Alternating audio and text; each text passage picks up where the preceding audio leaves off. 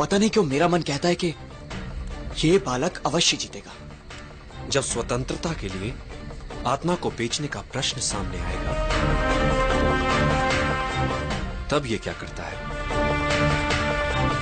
देखते हैं। जोश अच्छा है वत्स, किंतु स्मरण रहे, बड़े बड़े योद्धा मात खा जाते हैं जब वो जोश में होश खो बैठते हैं। युद्ध का पहला नियम है अपना युद्ध चुनना सीखो। कब, कहां और किससे। युद्ध नीति कहती है कि वार सदैव अवसर देखकर ही करो। मुक्ति तो शीघ्र ही मिलेगी चंद्रगुप्त, किंतु ध्यान रहे, एकाग्रता बनी रहे। कठिन पथ पर चलने पर कई बार धैर्य टूट जाता है, हृदय विचलित होने लगता है, और कई बार तुम स्वयं से प्रश्न पूछ बैठोगे, पर तुम्हारा ध्यान सदैव लक्ष्य पर बना रहे, फिर वो चाहे तुमसे कितना ही दूर क्यों ना हो। मुझे ध्वनि भेदन सिखा सके। एक मार्ग है, जो कुछ भी तुम सीखो इतना मन लगाकर सीखो कि आधी धीरा तुमसे प्रभावित हो जाए, जिससे संभावना बन सकती है उनके शपथ तोड़कर तुम्हें सिखाने की।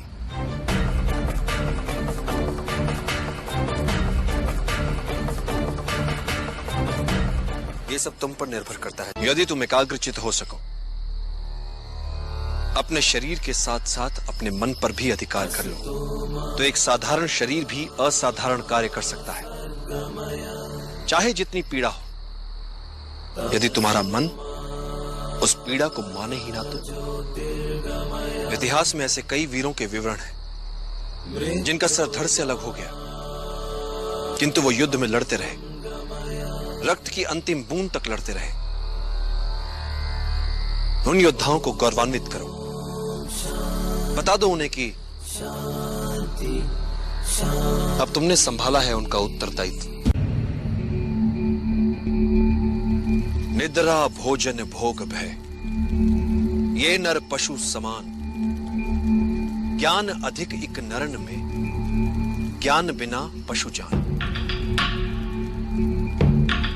चंद्रगुप्त, पृथ्वी पर कई जीव मनुष्य से अधिक शक्तिशाली थे।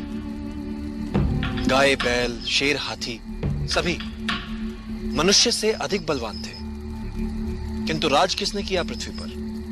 मनुष्य ने। कैसे? बुद्धि से। तुम्हें भी बुद्धि से लड़ने वाला योद्धा बनना है चंद्रगुप्त। यदि तुम अपने लक्ष्य को पूरी एकाग्रता से प्राप्त करना चाहोगे, तो आत्मिक बल वो कर दिखाता है कि साधारण लोगों को यह असंभव लगता है। एक महान योद्धा की क्या पहचान होती है चंद्रगुप्त? जो ही वो युद्ध में जीते,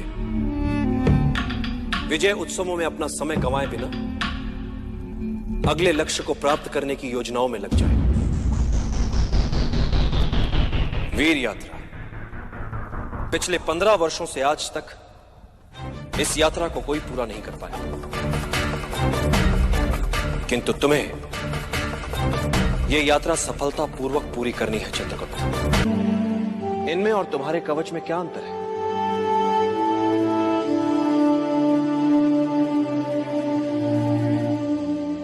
तो फिर इस कवच का और इस वीर यात्रा का कोई महत्व नहीं आचार्य। मूल्य यात्रा का है, यात्रा में मिली वस्तु का नहीं। मैं कुछ समझा नहीं आचार्य। यही समझाने के लिए मैंने तुम्हें यहां बुलाया है चंद्रगुप्त। व्यक्ति को जब आगे बढ़ना होता है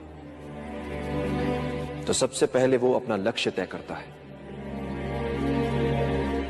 और जब वो व्यक्ति लक्ष्य की ओर बढ़ता है, राह पर निकल पड़ता है, तो मार्ग उसे सिखाता है, संवारता है, बनाता है, और यही अनुभव उसकी पूंजी होते हैं।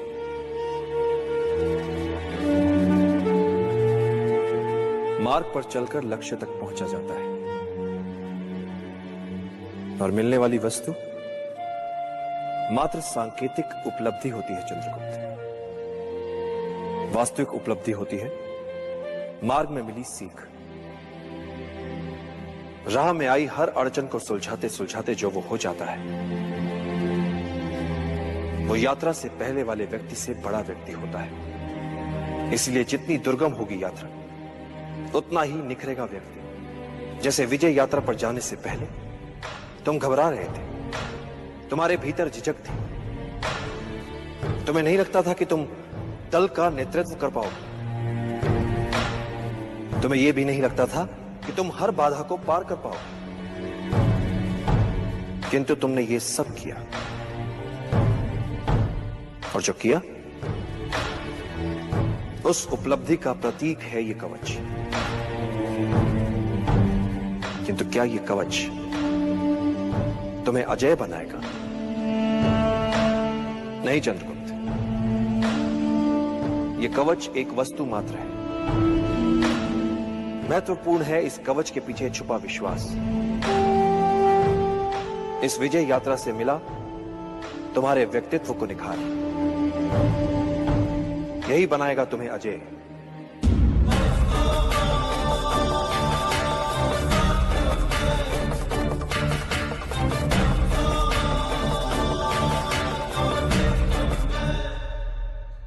आचार्य, तो क्या अब मैं अपनी मां को छुड़ाने जा सकता हूं?